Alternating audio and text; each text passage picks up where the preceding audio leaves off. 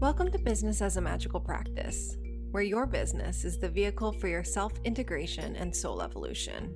My name is Sam Garcia, and I'm the founder of Dirty Alchemy Digital Marketing. And I'll be guiding you through how you can use your business as a spiritual practice and what magical businesses are doing to hit their goals and change the world.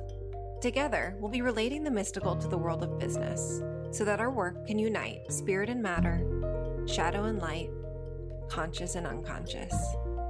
Let's dive in. Hi, everyone. Today, we're talking about sex. I am really excited to welcome to the Business as a Magical Practice podcast and Nguyen, and is a Vietnamese American women's sexuality empowerment coach whose work centers on pleasure as a liberatory practice and fuel for personal empowerment. She teaches women how to love their bodies, to see sexuality as sacred, and how to channel orgasmic pleasure into better relationships, career, leadership, and self-love. Through her coaching and online program, she reconnects women to the power of their sexuality and facilitates deep transformation for sexual reclamation. And most of all, she's here to make our modern day sexual revolution fun and accessible to all. Thank you so much for being here, Anne. Thank you. I'm so happy to be here. Oh, it's gonna be so fun, you guys. I don't think we've talked about sex on the podcast yet. So I think you're actually the first one to open those doors.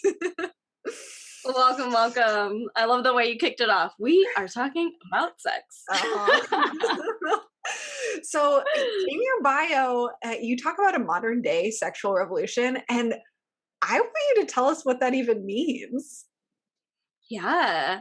So the modern day sexual revolution is one of my favorite imaginative, creative practices, which is completely redefining sex, sexuality, self-pleasure, our relationship to our bodies, and really underneath that all, it's about a relationship to goodness. It's a relationship to aliveness in our modern times. So putting the power in our own hands to decide, what does it mean for me to be a sexual woman, or what does it mean for me to be a sexual person, and really bringing it to the forefront of something that is critical to our well-being, even our spirituality, and using that sexual power as a way to really change the world and change a lot of the oppression and the smallness. And, we could list all of the things around sex that exist, so that we can be more free and joyous and pleasure filled. So good. And I'm so curious how you even got into this being the center point of your business, because it is so taboo in our culture to talk about sex, and like this is the center of your business. So what brought you there? Yeah, well, just like any person who teaches what they teach, it's usually a self-initiation. So for me, and I think like most people, I grew up feeling like my sexuality was something that was more performative, more something that I owed to other people, was something that was never really mine, or that I never really got to enjoy fully for myself. Even the moments that I did enjoy it, it was still wrought with like, confusion or, self-doubt, all of those things. And so I went on, like most people, a really deep healing journey that started, of course, in the fun territory of trauma resolution. On territory. And, sex and having things feel good for me has always been a curiosity. And I've always been someone who always wanted to seek out the bigger answers. And so after going down a lot of internet rabbit holes, getting into some weird corners of the internet, I found my teacher named Layla Martin, who was the first person who I heard speaking about sex and sexuality as a way to grow yourself, as a self-love practice, as something that was sacred. And it just felt like, oh, like that's the thing that I've been searching for. And I think that's what a lot of people are searching for. And so I went in with, just dove straight in and signed up for her 1 year like deep dive coach training.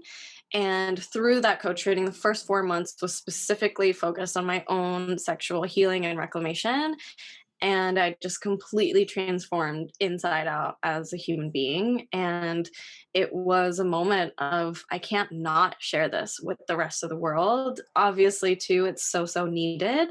And so then I was working at a corporate job and I quit and I said, I'm going to dedicate my whole life to spreading this to as many people who will listen or who are down for it, because I think it's one of the most potent things that we can do for our world and for our lives. And I just couldn't hold it in anymore. I had to share it. And were you the kind of person who needed to burn the corporate bridge and go all in with your business before it made sense? Or were you the person who built up your business and then left your corporate job? I was the latter. So I did my whole training, all of that while I was still working in corporate. And I mean, it was magic for even my experience within the corporate world. And then I was the person who said to myself, what do I need to feel safe leaving this job? And for me, it was having some savings, it was having some evidence of clients. So there was a time where I was working my full time job, coaching people in the evenings. And when that got way too exhausting and, the volume started to increase, there is always a certain point where you just have to jump off of the edge. And so, but setting those parameters of what would make my nervous system and me feel safe was a big part of it. And then, and then I was actually naming the parameters, I realized like, oh, I'm actually already there. And so it happened a lot faster than I thought it would. That's amazing. Oh, and so what have your phases of entrepreneurship looked like since you jumped the corporate ship? Yeah. I'm like, oh man, there's so many. I mean, I would say that one of the first phases was just total. I mean, it is one of the deepest spiritual personal development portals you could ever put yourself in. And so there wasn't necessarily like a huge freak out, but there was definitely, I mean, I would say even the first year, it was just try everything. Mm. Literally just I did Facebook groups, I did Instagram, I did, it was like try everything, um push your edges, um, learn all of the things. It was definitely an initiation into not just realizing that I had to grow as a coach and as a practitioner and trust myself in that. But yeah, it was a phase of like learning how to also set up all of the back end stuff of your business. It was just learning, consuming so, so much how to make a content, how to market, how to set up Stripe, how to, set up a DocuSign. It was like everything. Mhm. And so I think it was like consumption, learning, a lot of skills. And then I would say it was also proof. I think a lot of people say, like, well, just believe in yourself, bet on yourself. And I was believing myself and I was betting on myself big. And it was honestly just the fire of showing up and teaching and coaching and over starting to get that evidence and more confidence of like, this works, people get results. And as that continued, more confidence came. And then there were the questions of like, who am I as a leader? What do I stand for? What are my values, right? Especially starting in June last year, where I feel like everyone was really rocked by, the realities of inequity and all the ways that these things seep into our business and ourselves. There was sort of a like, again, being brought to my knees moment of what do I stand for? Yeah. And it was less like, can I run a business? And it was more, what do I stand for in my business? And how do I craft this in a way that honors my humanity? And so pleasure, and sensuality, sexuality has always been a thing for me. And I think one of the biggest initiations, I mean, even up until this day, has also been jumping into, wow, I get to fully be the creator of this. And so it's also been like undoing and rewriting all of the ways that I operate inside of my business, inside of my life, and actually a lot of starting to move towards how can I let this be easy and pleasurable and like not freak out about my life being so easy and pleasurable. So it's almost like been a rewriting of everything I was sort of indoctrinated in, I think, especially coming from corporate, but then also our world and our society, and really stepping into like, wow, I get to be the biggest creatrix of literally everything in my life. And that is both extremely overwhelming and like extremely fun at the same time. And honestly, oscillating between both of those over and over again, as I'm sure you can resonate with as a business owner. I am an emotional mess 50% of the time. Like, it's like, amazing. And I'm just like kind of in it being like, yes, this again. Exactly. Yeah. Can you give an example of a recent freak out you had when that you realized after the fact was just because it was you coming up against a having this level meeting? Yeah. I mean, even today, really all I had on my calendar was one group coaching call, which ended up only being an hour, and then this interview with you. And I was literally spinning around my house like, what do I do? What do I do with myself? Like, I don't even know. And the question I always bring myself back to is like, what is the most pleasurable thing? And I'm reading Bell Hooks All About Love right now, and my body's really been wanting to be out in nature. And so I said to myself, oh, after this podcast interview, I can literally just go read a book in the park. Mm-hmm. And it's those micro moments of catching myself in that almost old paradigm of like, I have to be doing stuff all the time. I have to be working all the time. I have to be producing and like self-extracting all the time, to pausing when I'm like literally running around my house, like, I don't know what I'm doing with myself, and being like, whoa, everything is taken care of right now. And there is a reality where you can nourish yourself, and that nourishes the world and your relationships and your personal life and everything. And so, yeah, I mean, I could give you a moment almost every day, but that was my one for today. Perfect. And I'm curious if you believe that business owners have a responsibility to be catalysts for change, because it sounds like it was a big part of you stepping into leadership. Yeah, I think that almost, I mean, if you just look at business in general, every product, every service, it's all meant for change somehow, right? So I think in a way, yes. And I think that, I mean, it's obviously not a requirement of having a business, but if you desire to be in a business that does impact the world or leaves it a little bit better, then yes, absolutely, right? Then why are we in business? Like, why create a product? Why create a work of art? Why offer your services to the world if it's not going to make some sort of impact? Now, do I think that it has to be some big, profound impact?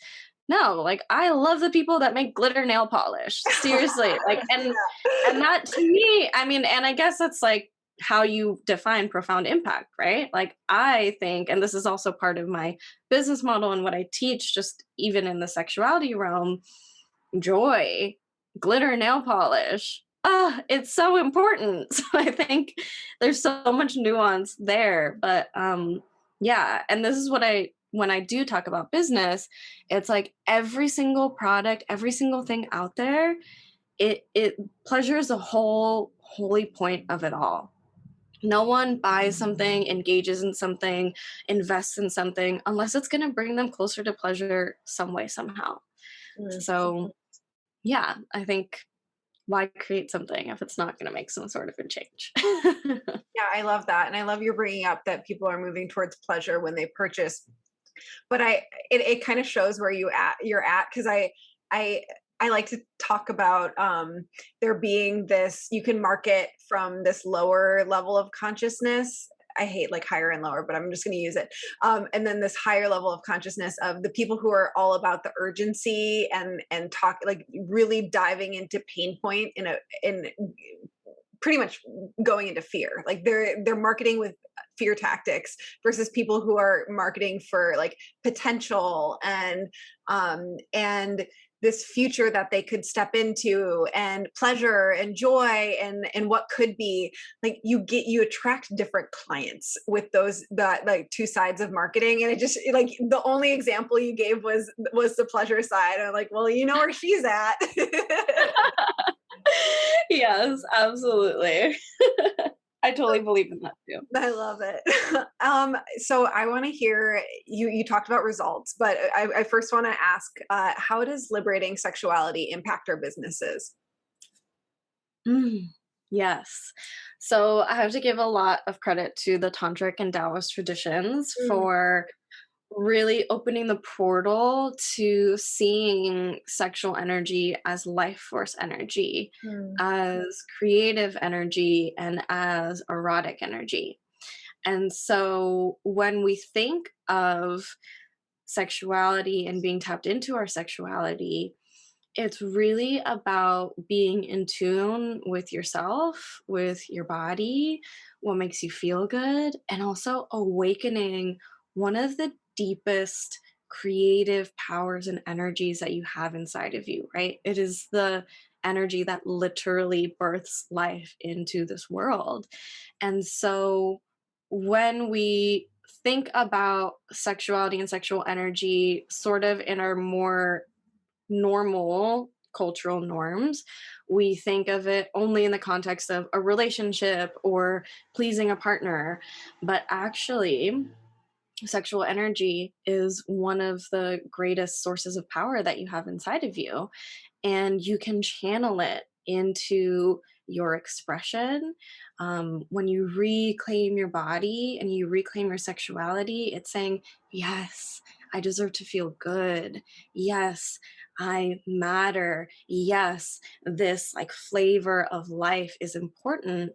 And I have seen over and over again when someone reclaims their sexuality, it really domino effects onto confidence, worthiness, expression, freedom, even like wildness.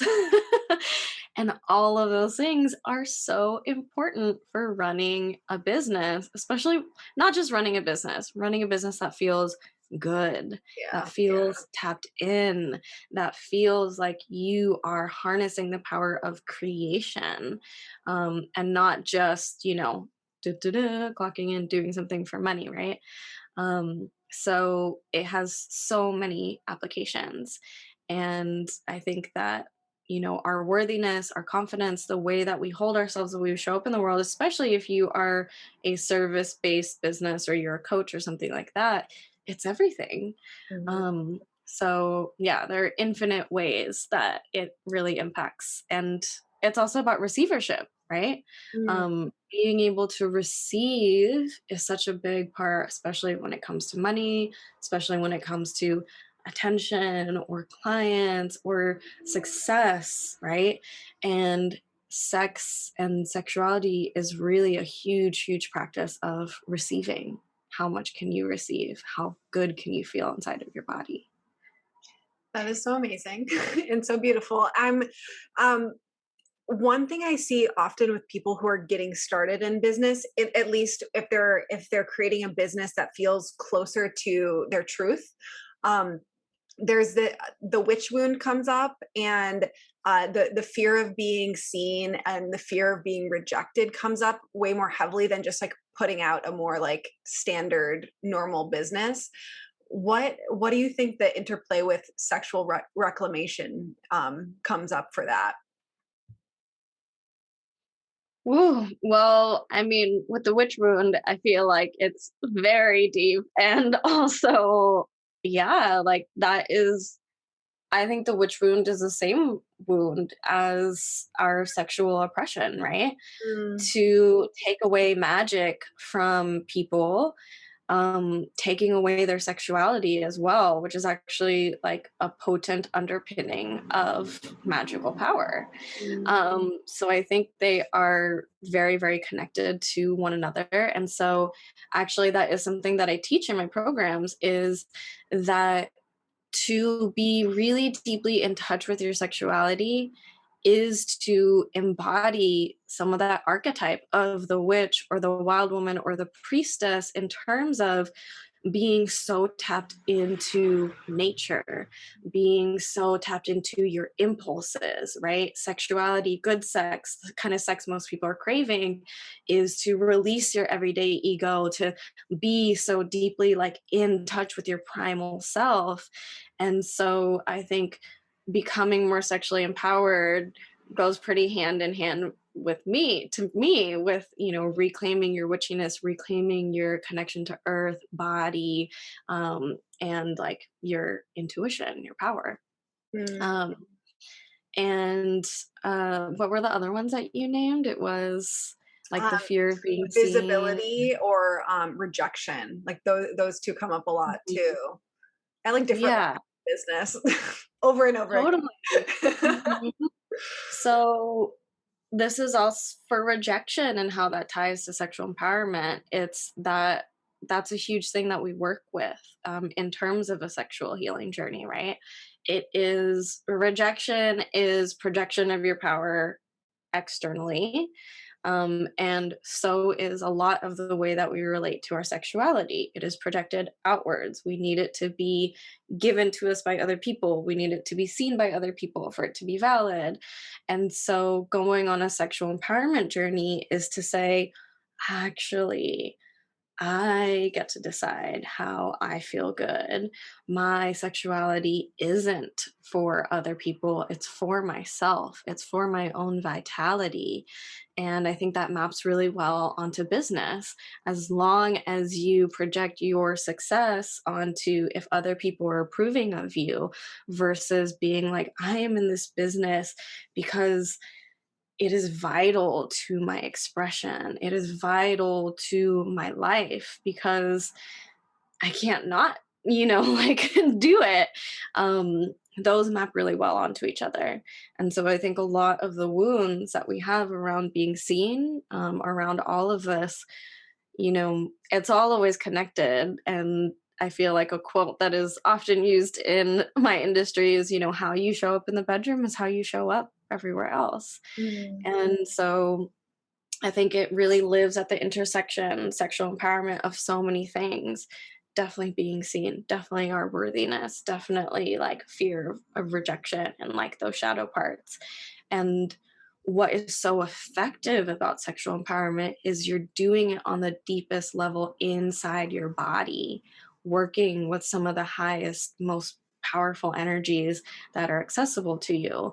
And so it is like a really potent alchemical container for all of those aspects of ourselves.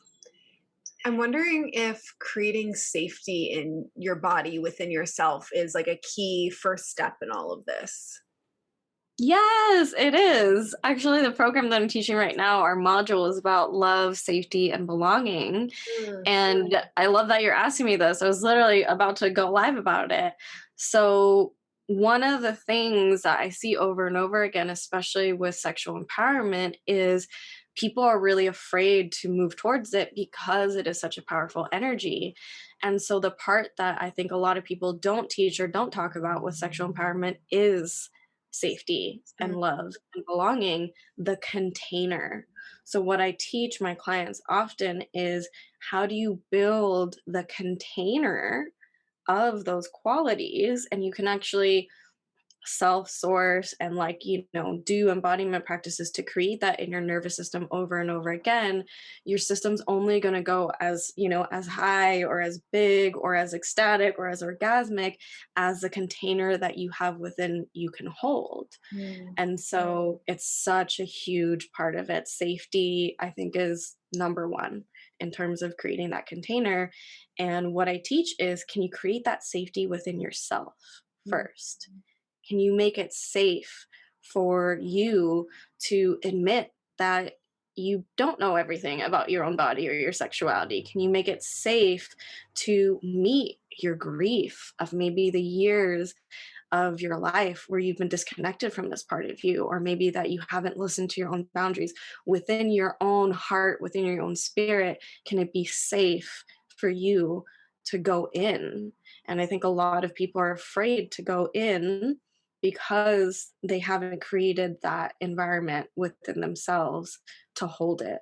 And that's a huge part of what I teach. And of course, that maps onto business as well, right? Well, I brought it up because you used the word safety when you were talking about your corporate, making the decision and taking that step out of corporate is like, okay, what would make me feel safe? So I was like, there's got to be something in here with this. Yes, yes. I think that is the unsung hero skill, the non-sexy skill that I think people pass over, but that is like really that foundation of and everything. Yeah. Mhm. So, what is a tip for everyone that they can do to start practicing feeling more safe? Yeah. So I would invite people even to just feel inside of their bodies. What is it? Can you feel the part of you that knows safety? Like learning how it feels inside. So if it helps, you can imagine a time where you felt really, really safe. Or if it's hard to access, you can even imagine something around you that would make you feel really, really safe. So, like a bunch of armed guards surrounding you. And it's about amplifying that feeling inside of you so you can actually turn the volume up on it. And this is what gets it into your nervous system, because, of course, safety comes from your nervous system first and foremost, right? That most primal instinct part of you. And then actually the practice that I teach, I was doing this last night as I was teaching it, is to envision or be moving your expression of what you want to be creating. In my program, it was, sexual thriving. As I was envisioning it, it was actually the next level of mastery as a teacher, as a guide, as a business person, and actively imagining that while feeling that somatic safety inside. And that actually starts to wire those things together inside of your nervous system. Really, really powerful. And then, of course, it's, I don't believe we're islands. I don't believe in hyper individualism. It's Yeah. also about finding the right spaces where you can be in safe relationship and have that be mirrored back to you, right?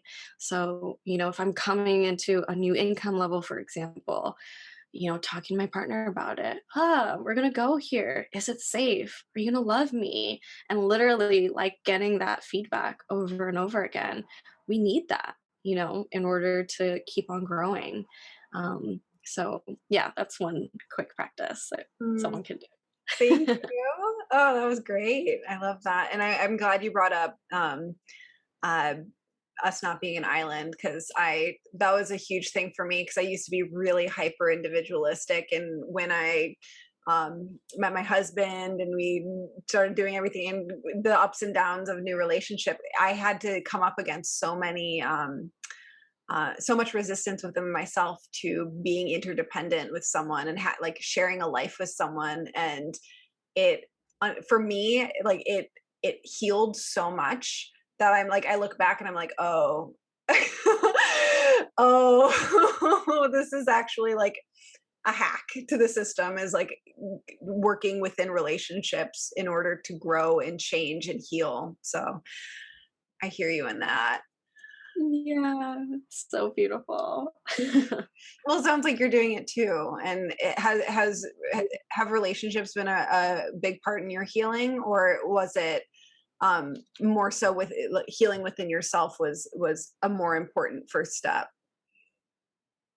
Woo, yeah, relationships have been everything. Relationships have been like what brought me to my knees, what brought me to that like dark night of the soul in the first place. So my whole healing journey started with, healing from being in like severely emotionally abusive and like toxic relationships. Mm. And so, yeah, I think that relationships are our most sacred teachers. And yeah, and I think it's a dance between what do I heal within myself, and then there are things that one can only be healed, I think, within yourself, and then some things that can only be healed in the relational space, Yeah. right? So I did so much of my healing on my own, and then when I got back into the relational space, it was like, wait, I thought I healed all this, but it was like, no, like it just simply couldn't come up or be rubbed up against until you're in relationship. So I think it's like about a dance between the two of them and balancing it. It's a Yeah. lot it's a lot easier to have blind spots when you're just doing your healing journey on your own. Right? Yes, exactly. So you talk about having a pussy-led business. Can you share with us what that means and what that actually looks like in your life? Yeah. So pussy for me is an archetype. It's an Mm. energy. So it's not at all localized to anatomy, and it stems from that the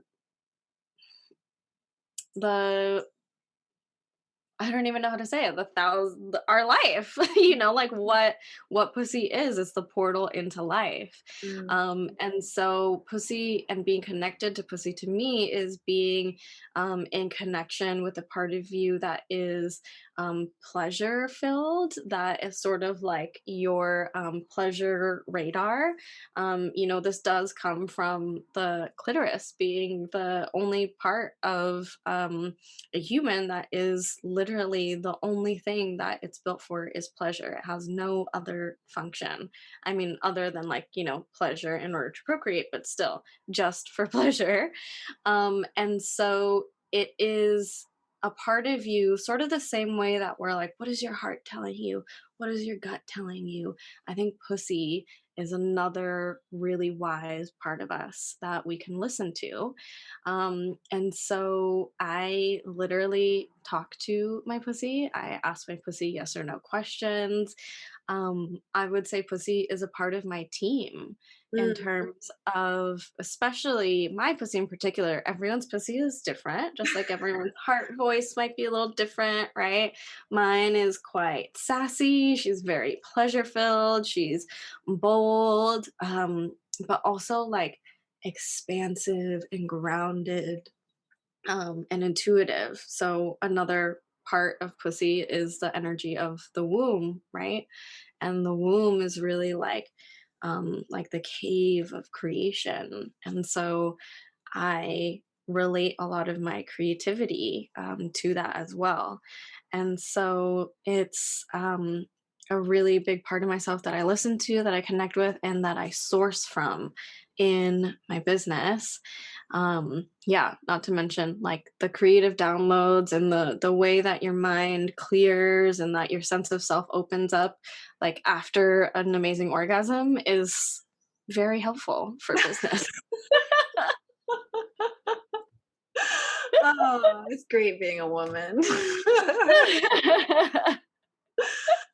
Um, so connected to this, I guess maybe not connected to this, but you on a recent Instagram post, you mentioned that you align your launches with ovulation, but you just shared that pussy for you is more of an archetype than anatomy. So maybe they aren't actually connected, but I still want to hear about it.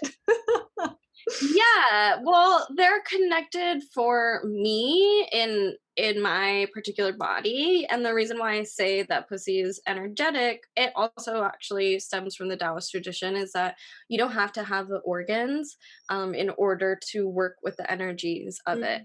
Mm. And so I really say that because I know a lot of like non-binary and trans folks who maybe don't have a physical pussy, but like everyone can work with the energy of pussy, Mm, even people with penises, mm. right? Like Thank you everyone for is saying connected that. to that. Yeah. And for me, I am a human who ovulates, and there are cycles and seasons that are happening inside of me. And I think that we live in a world that pretty much says that your body doesn't matter. Um, and the way that you are actually functioning as a human being, it doesn't matter, just work.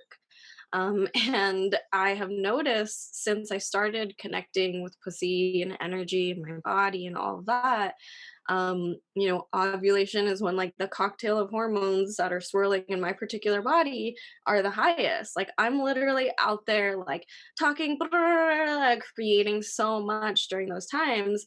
And when I'm bleeding or leading up to bleeding, I'm like, don't talk to me. I don't, and I think that that is something that is um made evil or wrong about us in our dominant culture. And so returning to nature, returning to my body, returning to honoring myself as a real human being, also strategizing like, oh, I want to be launching when I'm like everybody look at it is effective for me personally. And I think that, for people who might go through those cycles, I think everyone goes through seasons no matter what anatomy or what body you have.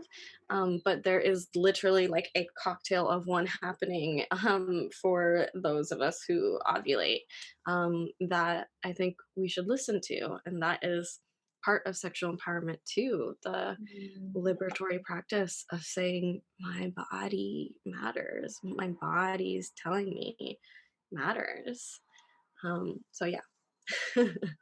That's so good. Yeah, we had Rachel Symington on the podcast, and she talks a little about like ovulation and what to do in your business on different parts of the menstrual cycle. So it's fun to see that echoed in other people's work too, and how people are actually, and you keep on bringing up nature, and I just so appreciate that. Would you are there any other ways that you connect with nature and align it with your business? Yeah, nature is my healer. Nature is my medicine. Actually, I would say you asked about the phases of my business. I think the first 6 months were like laying on the grass, staring at a tree, being like, what the hell am I doing? And trying to like resource my nervous system back to like, it's okay. And honestly, there have been so many times in my business where I've been so stressed or so worried or so in a cycle of, self like, that literally the only thing that brings my nervous system and my body back is nature. Mm. So, I think it's important for all human beings to connect with nature. But for me, I think nature is one of my biggest like holders. Oh, yeah, that container we were talking about. Mm. Nature is like the container, and the seasons are something that I work with a lot, even within teaching sexuality. So our sexuality goes through the 4 seasons too, of like peaks and valleys and winters and summers. And so that's also a core part of what I teach. And so, yeah, I think coming back to the natural order of life and things is so healing for so many of us. And so I do try to incorporate it into my business as well. Mm. So I'm curious if you said that our sexuality also goes through seasons. Does it literally mimic the seasons of the earth, or is it more metaphorical we go through seasons? Yeah, I think it's more metaphorical. Well, also real in terms of the feelings that we have. But no, it's not dependent on the actual seasons of where you're in. You could go through an entire cycle in a day. You could go through it in a week. You can go through it for months or even years, right? So I think a lot of people um especially struggle with like the winter part of sexuality, which is like not feeling sexual or, like feeling a dip and things like that. And so what I teach is really, it's like about working with accepting that your sexual desire, sexual energy is going to go through those seasons, and then what are the tools that actually work with each one of those seasons. So instead of like resisting nature and how life works, it's like working with it and nourishing it and tending to it, maybe the same way you would a plant in your garden that is going through the seasons. Think of your body like a plant. Oh my God, yes, 100%. I love it. Like, I'm keeping the orchids alive behind me, mainly because I have like a farmer husband who reminds me to water things. I'm kind of bad with it. Amazing. We all need to behind you, so like you're on it. You got the real plants down. Thank you. So now that you're more established in business, and I'm it sounds like at the beginning of business you were more just like manifesting clarity and clients and a clear plan on what you're doing. What are you trying to manifest now with your business and in life?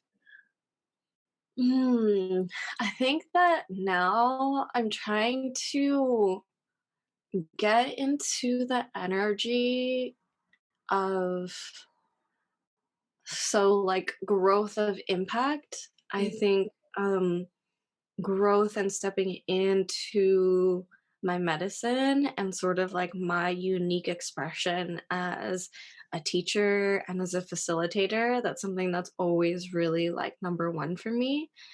But the thing that I've actually been working through is like, I think that we think that in order to grow, we have to push more or be different or something like that. And I'm noticing that impulse inside of me of like, oh, I want to grow or I want my impact to grow. I have to be more of this. I have to do more of that. And actually like resisting that and centering into like, I don't have to be anything else.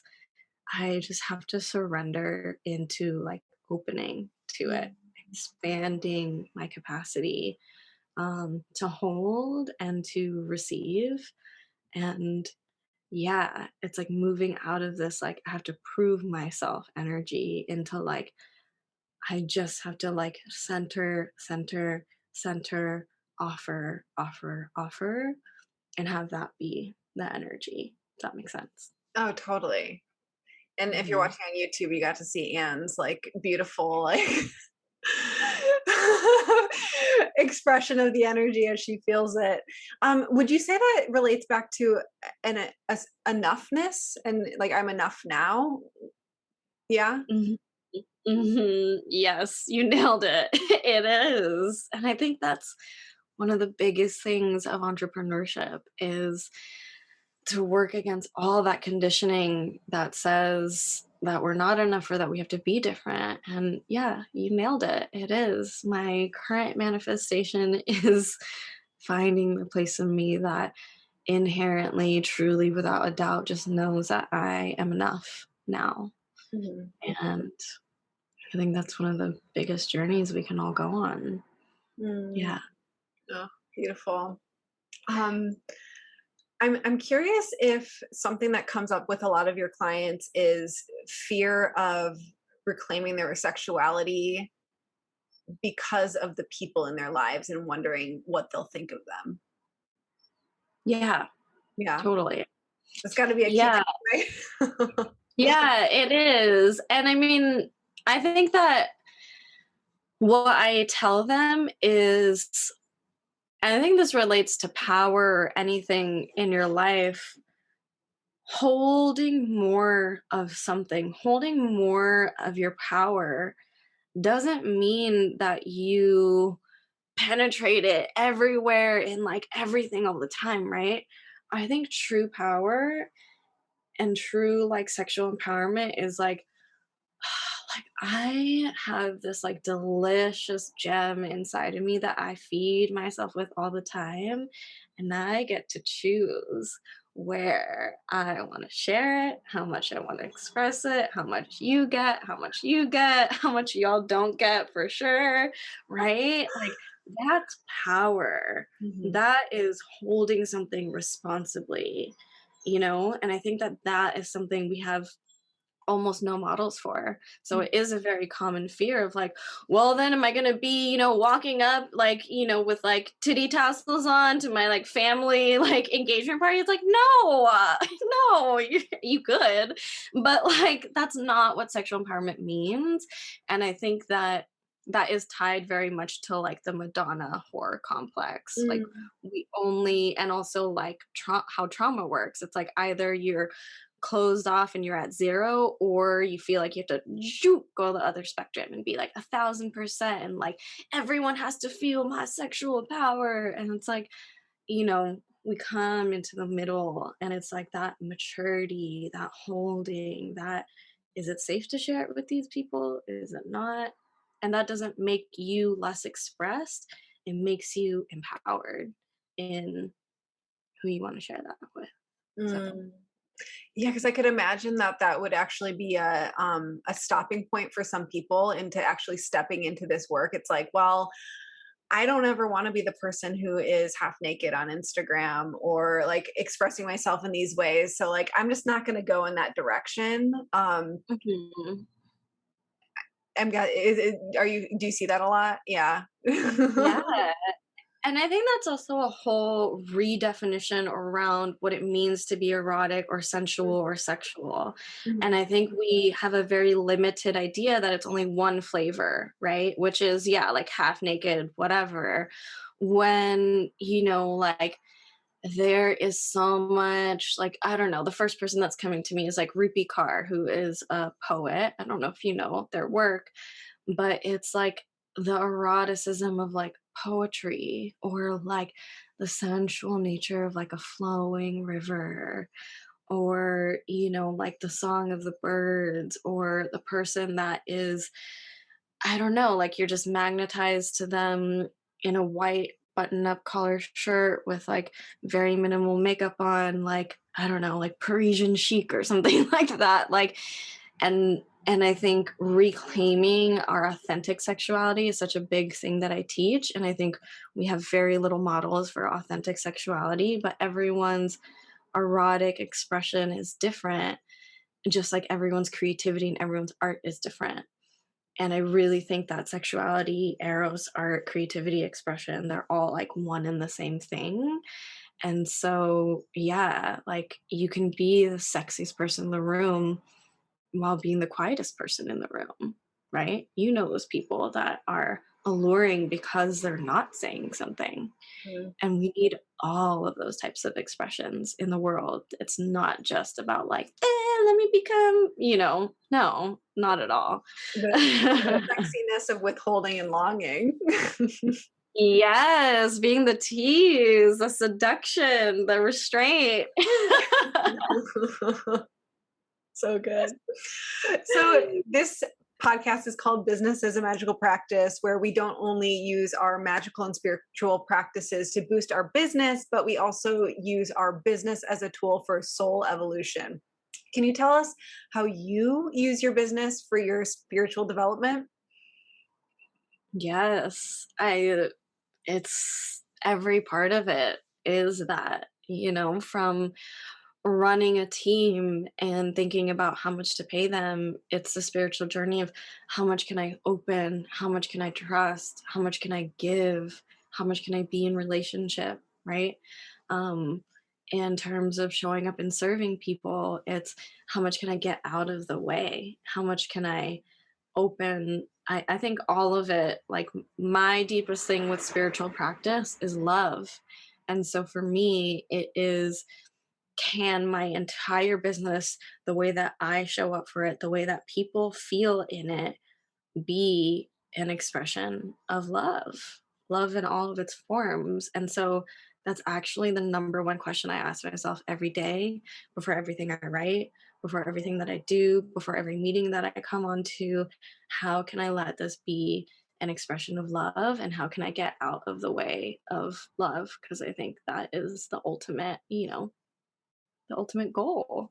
um, so I walk that way in every single part of my life, and so that includes my business 1,000%. Oh, that's such a beautiful practice. Oh, so a couple final wrap-up questions. One of them is, so we asked about your business as a magical practices. So what magical or spiritual practices do you use to boost your business then? Yeah. Whew, so many. Um, I am currently studying with Michaela Boehm. And so one of the practices that I do is a practice that she created called moving what you're feeling. Mm. And this is really about staying present with whatever sensations are in your body and just moving as them. That's one of my biggest ones, especially for like clearing out the gunk and the fear and the like nervousness or like, all of those things. Um, I love to use self pleasure as a way to open, to receive, also to really access my creativity, sensuality, sexuality practices. And I actually do a lot of existential kink meditation with Carolyn Elliott. Her process. It is one of the fastest, most lightning ways that I like get out of all of my fears. Um, and yeah, and then resourcing and pleasure all of the time, which I think is a spiritual practice. So I have a 5% pleasure rule, which is in every moment of my life, how can I make it 5% more pleasurable? Oh, what a good rule.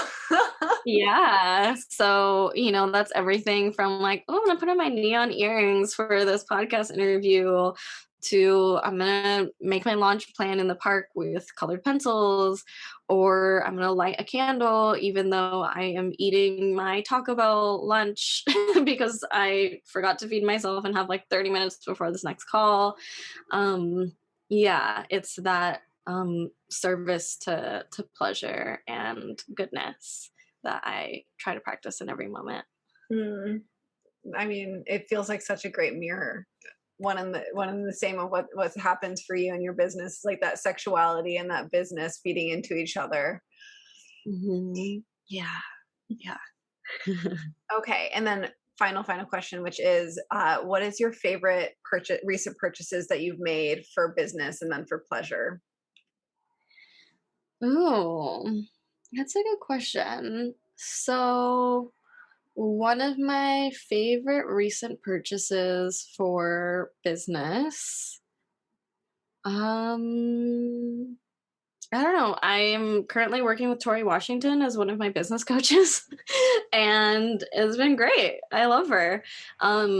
Being held. I think it was like I've been also really giving myself permission, like I can be supported as I want to in business. We talked about the individualism and just how absolutely bonkers it is to me that I ever thought that I was meant to do any of this alone.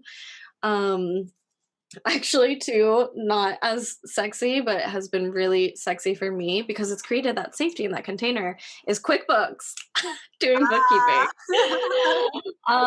So actually I would say that is the most recent one that has really been turning me on, which is completely different than how I used to be in the beginning of my business, but it creates so much safety to know what's happening.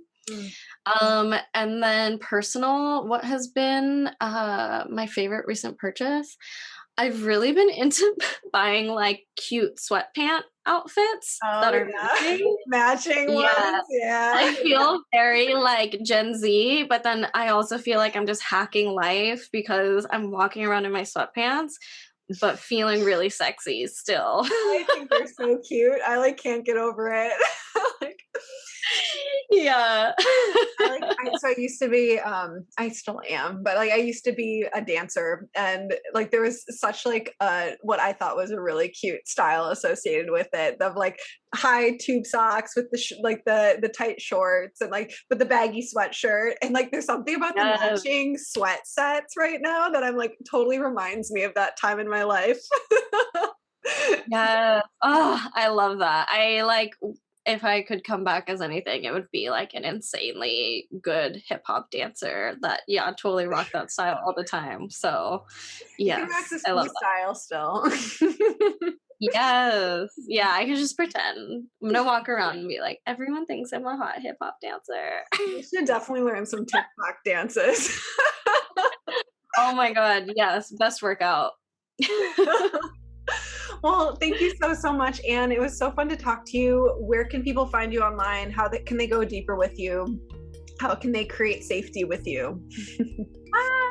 So my website is theannwin.com, and my Instagram handle is also theannwin, and I have a few different options. I actually have my signature program, School Super Pleasure, opening soon, which is pretty much like 5 to 6 months with me and like a whole community of people who are really about centering their pleasure and going on a sexual empowerment journey.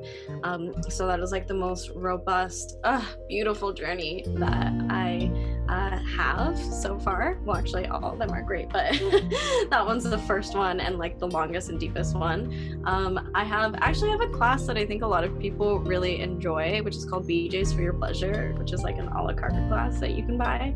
And then I have online courses and one-on-one coaching, all of that good stuff. I'm wrapping up an orgasm course called Orgasmic Radiance that's specifically about having more potent and fulfilling orgasms.